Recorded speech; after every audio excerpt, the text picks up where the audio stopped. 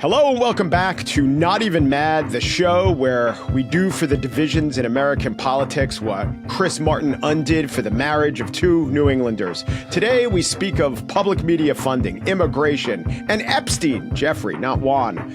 We do so as we uphold our reputation for refutation, and we vow to be not even mad.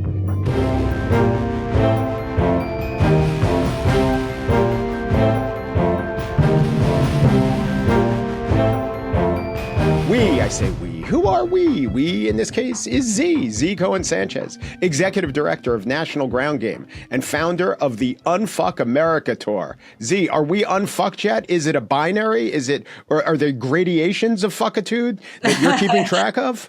There are unfuck gradations, I would say that. But the answer in short is no, we are not unfucked. So we are still going.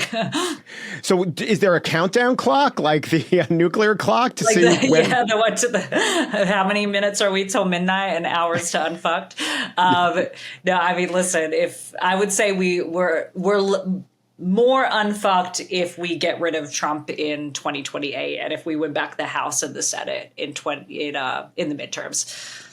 Now, Jesse Adams might disagree. He writes for the Washington Examiner and is the writer, editor, and consultant behind the Ivy Exile on Substack, where I found him. Hey, Jesse, thanks for doing this. Am I violating your secret identity by merging your name in the Ivy Exile title? To some extent, but the Ivy Exile was kind of a gimmick that was inspired by the old TV show The Fugitive. And I knew I couldn't stay anonymous forever. So the New York Post outed me when they reprinted the second thing I ever published. So which was what? It was a piece reflecting on my couple of years working for Columbia Journalism School and covering the Pulitzer Prizes and gradually becoming disillusioned about the Pulitzer Prizes. So the New York Post ate that right up. Interesting. Were you there during the 1619 prize and that designation? No, that was a little after my time. I was there 2011 through 2013. So I attended some of the Pulitzer luncheons, but it was all about the Arab Spring at that yes. time. Well, that went well for everyone. Checks notes. Sure no did. Jeffrey Epstein committed sexual assault, financial shenanigans, and suicide. There, I said it. He has also committed a deep sin in the world of Trump loyalists. Well, some of those things may be true to the Trump loyalists, but what he has done is he has reflected indignity on Donald Trump. I'll give you some of the latest polling. In America, 63% disapprove of Trump's handling of the Epstein files. 20% are undecided. 70% of all registered voters approve of how the administration dealt with the Epstein files. Approve. I understand undecided. 17% think they did a bang up job. Mike Johnson shut down the House to avoid a vote on Epstein. I guess 17% thought that was good. Now let's just look among Republicans. 40% approve of the president's handling and 36% disapprove. And you don't get those numbers. I even saw a poll that said there was more disapproval than approval among Republicans over Epstein. And I'm interested in that. And the rest of the media is interested in that. And MSNBC and Senator Dick Durbin and the Bulwark were pretty much salivating over that. This could be the thing to split the coalition.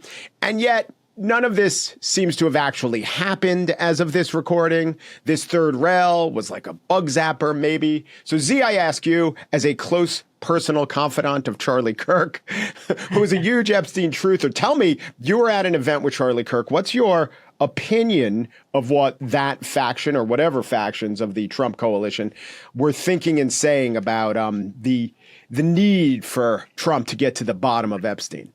Yeah, so it was interesting because Charlie's event, the Student Action Summit, which is one of his biggest events of the year, happened the day after Charlie completely went pro-Trump on the Epstein stuff, which right. So there was a day of we got to get to Epstein, and then the next day he said, I'm not talking about this anymore. He since started talking a bit more about it. But the event where Unfuck debated Kirk was right after he backed off, you're saying. Yeah, so he basically, the Student Action Summit, he had come out with a TikTok media stuff basically saying, right, that we need to stop talking about the Epstein files. I mean, really like in lockstep with exactly what Trump told him to do. And I think that his audience just didn't, I guess like for one of the first times, just like didn't buy it. Because when we were inside the event, especially that first day, and I only lasted in there 2 hours before security took me out. I wasn't doing anything, I swear. I was just walking around. But yeah, no, the people that we talked to were just not, like, there was definitely sort of a break in trust there. And I don't think it was enough of a break in trust where people were even entertaining the idea of potentially leaving Trump. But definitely, like, I would say stronger than disappointment, like maybe even like bordering anger a little bit. And then Charlie, I think it was that night or maybe it was the following day, had a conversation with, I can't remember who it was, but one of the leading political right-wing figures, and essentially flipped his position on it, right? Mm-hmm. And so then the air sort of was a little bit more stable, I think, because people were like, okay, well, at least Charlie is, fighting for us, whatever the hell that means. But still, I think that there is that distrust that still exists, at least amongst like a small percentage of them. Yeah. Jesse, what's your look back, and when it first broke and we started seeing this polling, this could really be the thing that erodes Trump's base. Were you buying that at all? Not especially. I mean, I think Trump, part of his impressive turnout is engaging with low information voters who don't always participate in the process. And I think a lot of those people, it almost reminds me of when people tell stories of, the Beatles went psychedelic because Bob Dylan introduced them to weed. Well, no, that's not what had happened, but it makes sense to a lot of people. And so I think in the first Trump term, when you had QAnon and Pizzagate, and, well, why isn't John Roberts voting the way we want him to? Well, it couldn't be that he's an establishmentarian who became Chief Justice because that's just who he is. No, he's a pedo, and they have something on him, and that's why everything's not falling perfectly into place. So I do think there's a chunk of his base that giving up on the Epstein files is sort of giving up on the Code of Hammurabi or something, just this basic foundational element of their worldview. But at the end of the day, they don't have anywhere to go, and the Democrats aren't really providing an alternative that those sorts of voters are interested in. And so I thought it was probably going to be a tempest in a teapot at the end of the day. Yeah, and the low information voters, what's the nice way to say that, Z? People who work 2 jobs and don't have enough time to watch politics, something like that. That's how you compliment them.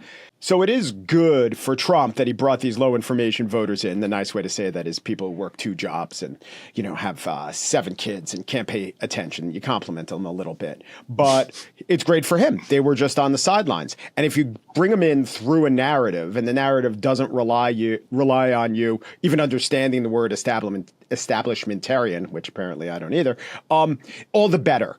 But what happens is, I think the people who are high information, not even voters, people in the media, trying to analyze this, it's very hard to put your mind in the mindset of people you don't understand. And I don't want to blame the media too much about getting this wrong, and they may get it right. But it did strike me, did it strike you, Z, that the makers of sense did buy that this would break the cult of Trump in a way that nothing has ever broken the cult of Trump, and yet they always seem to fall for it? I mean, honestly, I think that this is the closest we've ever been to that. I would argue that. I can't think, unless there's an argument to present otherwise, I don't think that there is anything else that, I mean, Trump said it himself. They can go out into the middle of Fifth Avenue and shoot somebody and they'd still vote for him, right? So the fact that there was this thing that did break some trust, I think is a good sign that maybe we are headed in the right direction in some way, that there are some things that aren't going to pass with his base.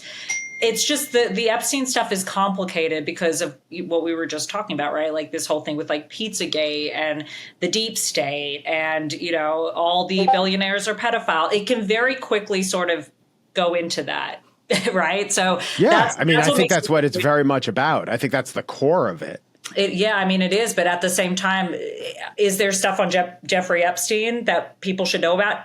Probably. I don't right, but the core of what I'm saying is the core of the appeal to the Trump voter who he brought in is that first thing, not the reasonable, rational, this guy had this guy had clients and this guy abused people and let's find out who they are. Yeah. That I'd agree with. That's why it gets so complicated, because I think for the average like high information Democrat voter, they do want to know because of the fact that there is stuff probably there, but then we're sort of faced with this like shitty, almost anti-Semitic deep state nonsense, As a counterpoint to that, though, I think there's a feeling among a lot of Trump supporters that if there was a smoking gun there with all of the lawfare and with all of the efforts over the past 4 years to get him, well, the Biden people had access to that, and why wouldn't they have leaked about him if there was something there?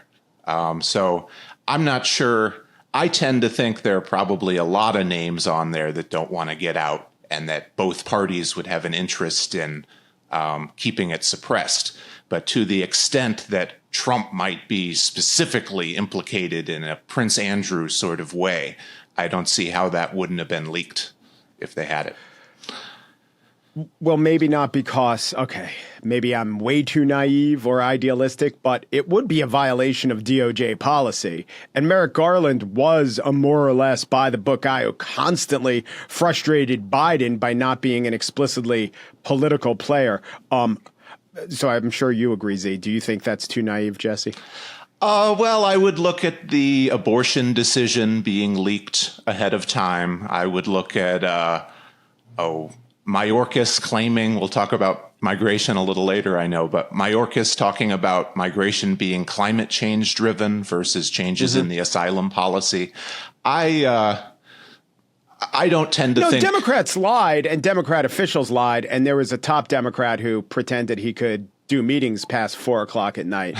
But my supposition with this is that it's just a little bit further to violate DOJ policy, which is not a guideline, but they take extremely seriously, and to go into a file where maybe Trump's name, and we saw one of the accusers raised, she told the media this, so she raised in an official interview, her last name is Farmer, she raised in an interview that guys like Donald Trump were always around. Now, I don't think we saw that leak beforehand, and the fact that that was out there, it seems like the sort of thing that could be leaked if they were breaking the rules, but again, my theory is they were loath to break the rules, even on this one. I don't know, Z, what do you think? I get scared getting into this territory because I feel like it can very easily fall into conspiracy, right? Because part of me agrees with Destiny, with Stephen on this, right? Of like, sure, if there, like, there's more chance that there wasn't a list during that time, or that there's not a list at all, because the chances of it not getting leaked are so low, right? Like that's where I sort of am like, that's why when we were messaging, I was like, I don't know if I have a strong opinion on this, because to me, the likelihood, like I try to think statistically, right? Like, what are the odds that this wouldn't get leaked, right? And then I start to think, and that's where it scares me, because then it gets sort of into the conspiracy theories of like, I start to think of Alex Jones and I start to think of Sandy Hook, and like how you can easily fall down the rabbit hole of how many people would have to be involved in this like conspiracy in order for it to be real, right? Like all the firefighters would have to, all the people in the town would have to. And then I think the same thing for the Epstein stuff on this side, right? And so that's where my opinion gets shaky. Got it. So we've established that I'm an establishmentarian dupe. I'm going to say establishmentarian a few times. But the Epstein part of Trump's approval is a factor in the fact that his approval rating has hit a new low. As of this recording, 43.5% of Americans approve of the job he's doing, 53.8% disapprove, and he has taken a big hit on migration. CNN conducted a poll showing that the president has 42% approval on immigration and 58% disapproval. I mean, for most of his presidency this time, he had more approval than disapproval on immigration. And if you just look at who approves and doesn't approve, well, I'll read a poll question from CBS. Do you approve or disapprove of the way Donald Trump administration is using detention facilities? Guess what? 93% of Democrats disapprove. 85% of Republicans approve. But the independents are a literal 2-to-1 ratio of opposing it. Do you think, Jesse, because immigration is a driving factor with you, do you think that the public is where they tell pollsters they are, that we disapprove of how he's doing it? Or do you think that they disapprove of that he's doing it, that there is no real way to do it without images of sympathetic seeming immigrants getting rounded up and they don't want to see those images? I think Americans are used to the media telling them that they can have their cake and eat it too. And so I think Americans both want to be really tough on what's perceived as wrongdoers or maybe people who just arrived very recently without any roots here. But then they also want, very cheap chicken nuggets coming out of these giant poultry farms in Arkansas or Tennessee. And so I think a lot of it's a matter of emphasis, what's on the news, and if people are feeling alarmed. And the flow under Biden was so high. And I think the context that gets missed a lot of the time is affirmative action was still around and wokeness was still at its peak. And so I think to a lot of Americans, it was looking like we're getting in this incredible number of people, and then they're also going to have certain legal advantages in the system over many Americans who are already here. So I think with wokeness in remission and with affirmative action off the table, at least we'll see how much silent resistance there is to the Supreme Court ruling. But I think that made migration a lot less salient to people, and they're feeling less under siege now. So I think there's more room for compassion, or, hey, I only wanted that gangbanger. I didn't want the nice person who's giving me the Uber ride. Yeah, that's interesting. I hadn't considered that the combination of wokeness or entering a period of peak woke maybe convinces people that even though the immigration numbers are extremely high, don't worry, or we'll still be able as a country to have sensible rules about what we give the immigrants, something like that. But I mean, I just think, and Z, you're a political realist, the president, Trump, did have a mandate to do a lot on immigration, right? To reverse the 11.5 million legal and illegal immigrants that came during the Biden term, most of them illegal. So was it, to get back to the question, do you think, though, that because he's Trump and he always does everything, not with an axe instead of a scalpel, but with a blunderbuss and a catapult, do you think that what they're telling pollsters is why they object so much to immigration? Or was it maybe what Jesse was saying? It's hard to say, but I think what's really going to determine how people feel about it is when we get to the midterm elections, how many people is actually deported. And my guess on this is that he's not going to deport very many people at all. Because of the way that he's doing it and because of his strategy, I don't think that they're going to see enough of an increase. Now, is that going to affect the average low information voter that doesn't really track things like that? I don't know. But what I do know is that it's going to make its rounds on social media regardless. And that's where a lot of these low information voters are living and breathing and spending their time. So I think that part's going to be determined. I do know that, well, I think at least that this was a big issue with the wall, right? Because he spent so much time talking about the wall. We're going to build the wall. Mexico's going to pay for the wall, all of that. And then how much of the wall got built? Like an eighth, maybe. And then they like went way over budget with it from what they said. And he was able to get his base off of that, which I think was really interesting. But I don't know if they're going to be there with immigration, because I think he spent a lot more time on the deportation factor. Do you think deportation will be certainly more important to voters than the border statistics? If you go with some of these polls say that they don't like his deportation policies, they don't like the idea of taking innocent people and deporting them, of course. But on border security, he still does pretty good. Yeah, on the border security factor, I think so. But I do think that people are going to want to see some tangible evidence in terms of people being deported. I mean, don't you guys like, I mean, you'd think.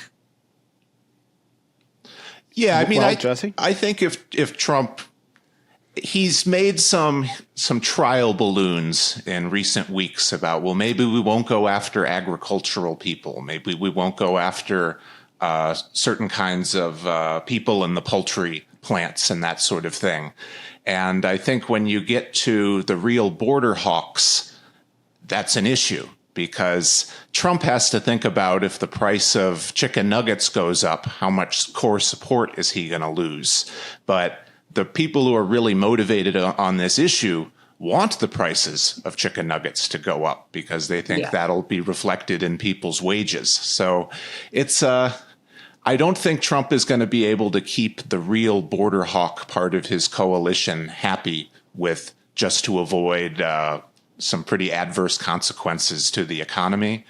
But if he's not having a pretty consistent flow of mean-looking people who he can show photographs of at Alligator Alcatraz, or being shackled onto a plane or something, like it, the gravity will catch up with him eventually, I think.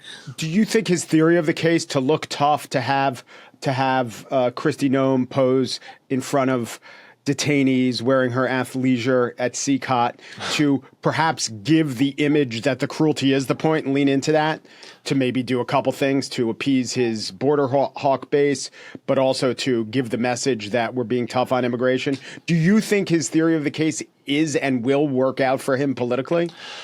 I think basically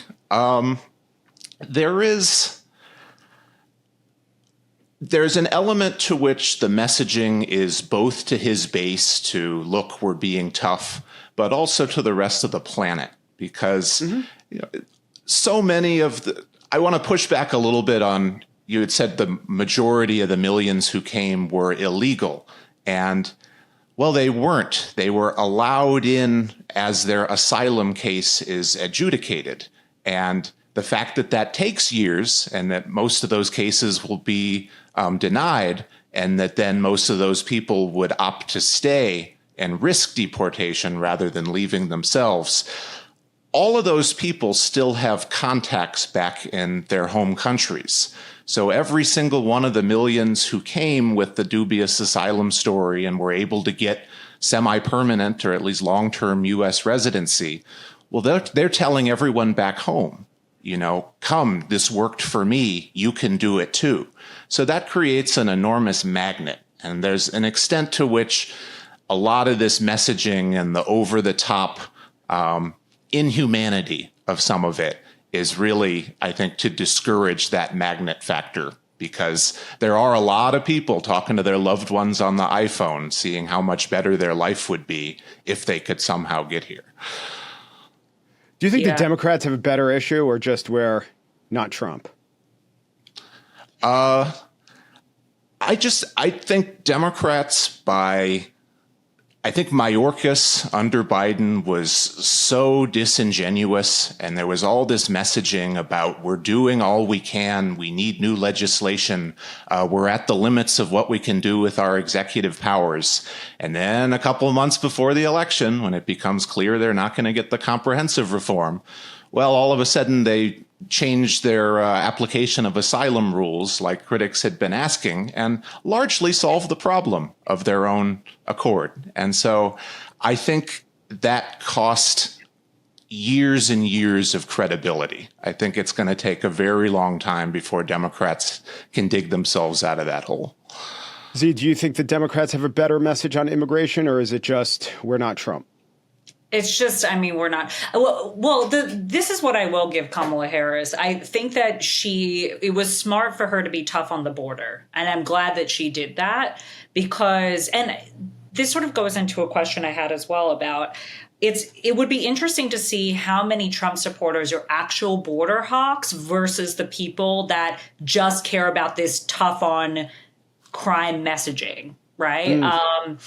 I would venture to say the border hawks are probably a very small percentage. That would I don't have any stats to back that up. That would just be from like what I've seen online, from talking to Trump supporters. I don't think that there are people that are pouring through legislation and trying to figure out how to make the border stronger. But I do think that the Democrats have been at least decent in their messaging, or at least decent in their stance on everybody here agrees that we need to have strong borders. There's no argument against that. And I think that that's a good thing, because I think if we went with this sort of like, I don't know, like open border policy, I think we would just lose in a landslide just based off of that issue alone.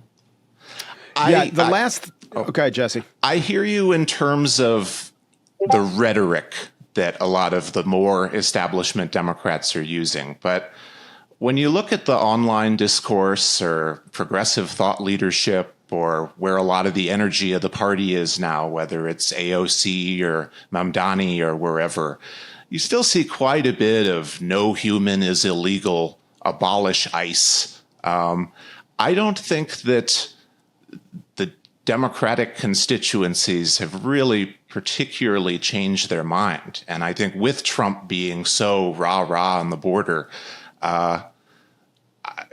it's certainly my impression that today's Democrats are closer to open borders than not. Yeah, I mean, to me, abolish ICE is sort of as salient a message as stop Taylor Swift or be against pumpkin spice. I mean, have you seen the funding levels of ICE? It's going to be, I mean, yes, some of it will be to build facilities, which is not an ongoing funding level, but it's now the biggest federal law enforcement agency if not by number of people working there, certainly by money. ICE is not being abolished, people. ICE is advancing. But what is so interesting about like Zoran and AOC, for example, is that you would think that in New York City, a city that we've polled time and time again, where safety is the biggest concern, right? That is the number one concern of New Yorkers, is safety. And yet having immigrants come into this country illegally almost not arguably can mean that that safety is in a position of vulnerability, right? Or at least that's the messaging around it. I don't personally believe that, but that's the messaging around it. So then why is it that Zoran and AOC are winning by landslides, right? I mean, AIPAC has tried to get AOC out. It's at this point, I would think almost impossible. She has such a stronghold on the district. In her first election, she won not only District 14, but she ran and won in a write-in campaign in District 15 as well, right? All while, and I know she softened her messaging around abolish ICE. She can't serve both. I know she can't, right? And she didn't. But the whole point is that both. District 15, I know New York State. Right? I know crazy New York State law says if you just have visited a district or think nicely about it, you could run. But yeah, it's crazy. But District 15 is so interesting because everybody might argue against me and say, okay, well, it's easy to win District 14 because, oh, well, she just got the white vote in Queens, right? I hear that all the time. Well, she just got the white. And there's an argument to be made because, yeah, she did worse in the Bronx, right, where there's majority black voters. But District 15 is not laid out like that at all. I mean, District 15 is majority people of color. A lot of it is uptown, right? And so to me, it's like, okay, well, she ran on that and she still won by a landslide and also won the neighboring district. And then Mamdani, who ran on similar messaging, also won the New York City mayoral primary. So it's just interesting that there is sort of that dichotomy between abolish ICE and then the safety, which we know is the number one issue in New York City amongst voters. Yeah. Which might change given that this year is tracking to be the least murderous in New York City history, which really does show that I do think policies have an effect, but the bigger wins of both demographic and societal change are enormous. It's a little like why the Beatles started doing drugs. It wasn't just one cause, multifactorial, overdetermined. We'll be back in a minute to talk about a place that two of the three of us gave a paycheck to. This is public broadcasting. Try to guess which two. Back in a minute on Not Even Mad. And we are back with Not Even Mad. I am joined by Z Cohen and Jesse Adams. And let's talk about the rescinding, hasn't been done in 25 years, of funds for, well, $7 billion in foreign aid and $1.1 billion that was to go to PBS and NPR now will not go to them. I have written and talked a lot on the subject, and my thesis is I do understand why anyone this side of a pretty leftist person would hear a lot of NPR programming and say, that's not for me. However, Jesse Adams is on this side of a non-leftist person. And Jesse, what's your take? Well, I think... And tell us your history, too. Oh, well, good idea. So I started my career working for Bill Moyers on PBS. I was his blogger and then his research assistant. And I'd grown up on PBS. I mean, no other network did I watch more. And I mean, it really shaped me as a person. And I still watch a fair amount of PBS. But why? Now, R.I.P. Bill Moyers. He was a wonderful man. I have absolutely nothing negative to say to him or say about him as a human being. I did feel about the show, though, and I worked there during the transition from Bush to Obama, that we were biased. And especially with the Obama movement and the excitement for him that perhaps was driven by the rise of social media, but there was still so much of the legacy media that was sort of reflecting that. Just a lot of people interpreted Obama as a fundamental generational change that everybody was going along with more than maybe the actual topography on the scene was. So, but certainly our office was kind of head over heels for Obama. And we had a lot of programming that just, if I weren't on that page, just frankly is not appropriate for public funding. Now, our show happened to be fully privately funded. So there was this Bill Moyers' Journal? Was that the show? Yeah, this was Bill Moyers' Journal. I was there from 2007 to 2010. Was this time in your life before you had intellectually gone more conservative? And how did you think about the bias and the fact that you were on a public broadcaster then? So I had been in college on the executive board of the College Dems, and I'd ended up publicly resigning, and it was largely over the immigration issue. But when I moved to New York to work for Bill Moyers, I still saw myself entirely as a progressive, just more in kind of the labor movement, sort of union, higher wages for ordinary people sort of progressive. And there seemed to be less and less room for that during the Obama era. So over the course of seeing how the campaign worked out, it was instrumental in me, I would say, moving to the center more than moving to the right in particular. Yeah, sorry if I mischaracterized you, but so then how did you process the fact that you were on this show, granted privately funded, but the P in public broadcasting? Did you say this is wrong? Did you say this should be reformed? Did you say that, did you have different ideas about if the media can be unbiased? What did you think about that at the time? At the time, I was very troubled and kind of torn between my personal respect and affection for Bill Moyers and just my sense that this isn't something that the public should be funding. So I, over the course of some years, came to the conclusion that public broadcasting just attracts a certain kind of idealistic person. And I don't think there's anything wrong with that. But I do think that I no longer believe that public broadcasting is capable of doing unbiased news. So I had written an op-ed a couple of months ago that was arguing the best way to save PBS would be to spin the NewsHour and Frontline and the news programming off to cable or syndication and stick exclusively to documentaries and cultural programming and Antiques Roadshow, that kind of thing. And Daniel Tiger, and Sesame Street, which is usually what had saved PBS in the past. Right. Z, tell me about I don't know how much you followed it, but the messaging to try to save these broadcasters. It used to work. I called it the Big Bird Shield, right? Mitt Romney expressed an opinion. I think PBS should be canceled. Then they say, you don't like Big Bird? And Mitt Romney, a different kind of decent person, would say, no, I like Big Bird. Didn't work this time. Totally different era. I think PBS, NPR especially, was still playing in that old, people will be ashamed to get crosswise with Cookie Monster. But what do you think of the messaging?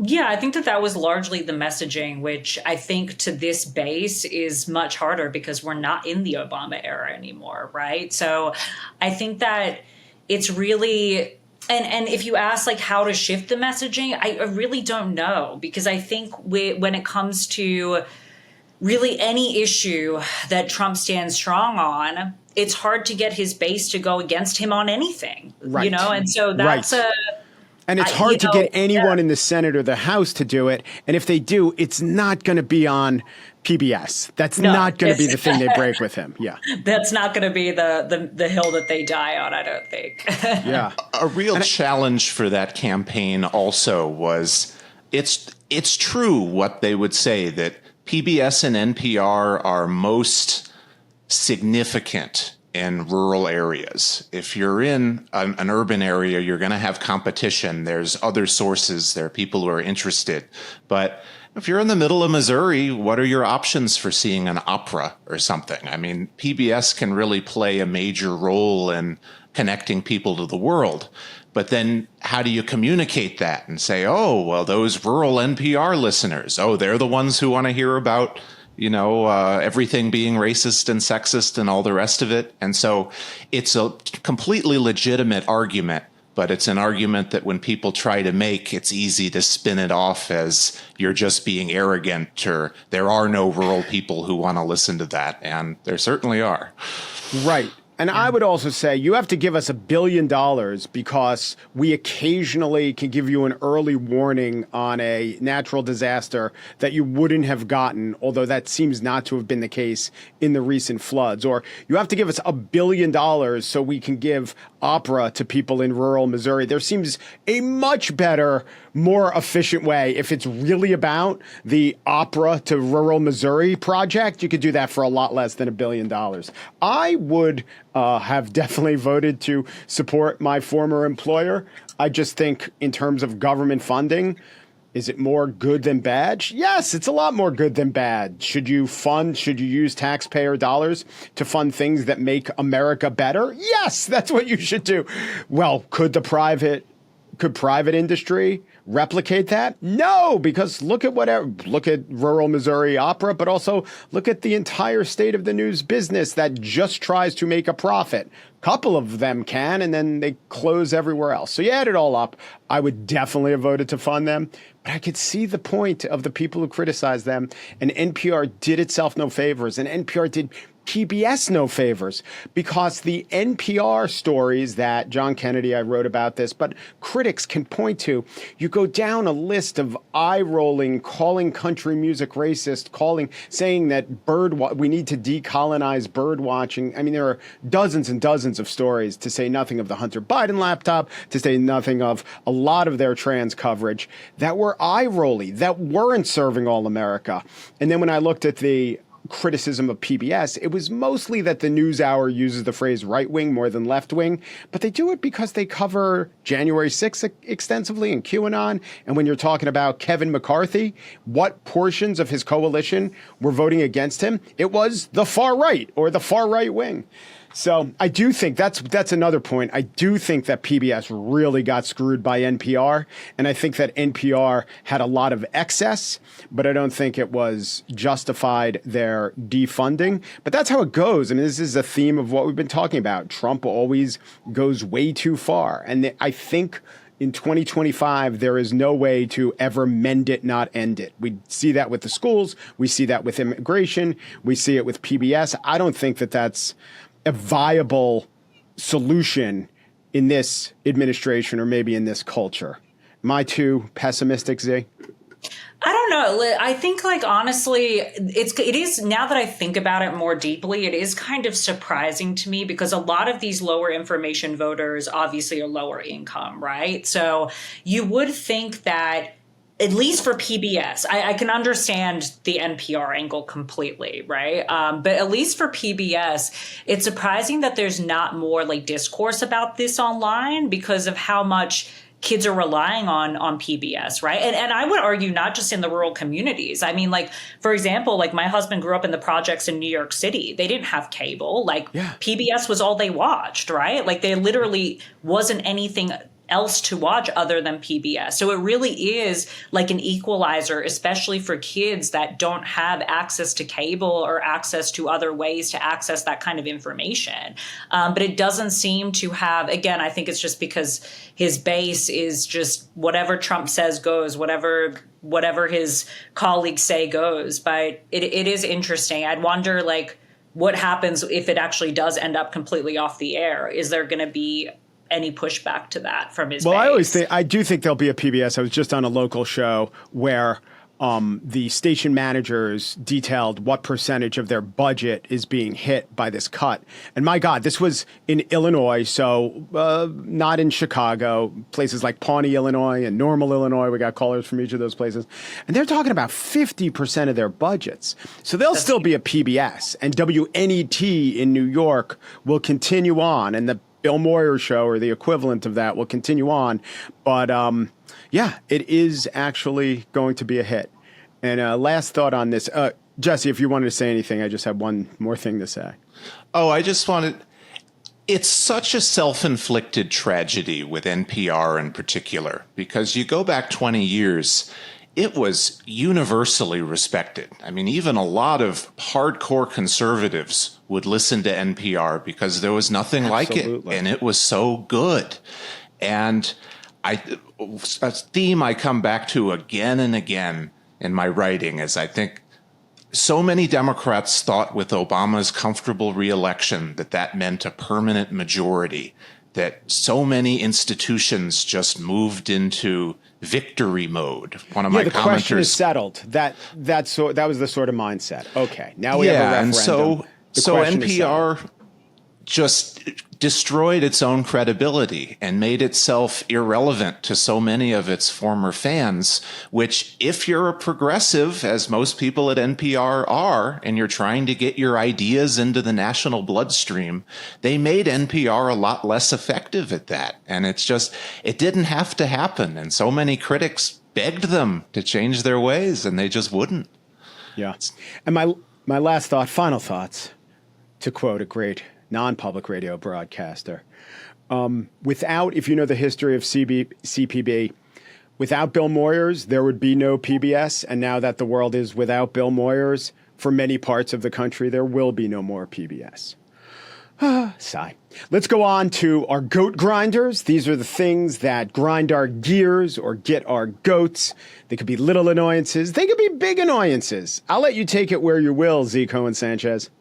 My biggest pet peeve this week is goat grinder. We got to. Oh, sorry, goat grinder is the fact that Charlie Kirk is consistently still on his messaging about the fact that there should be a free marketplace of ideas, and yet doesn't let Democrats into any Turning Point USA events anymore. Do you have any proof of that? Any personal proof?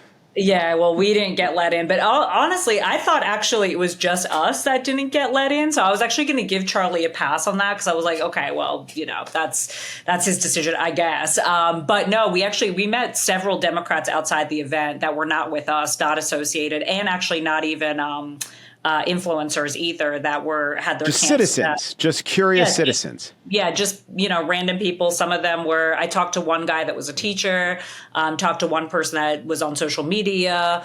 They just wanted to go in and just see like what was going on, and their tickets were canceled and refunded. How'd they find out they were Democrats?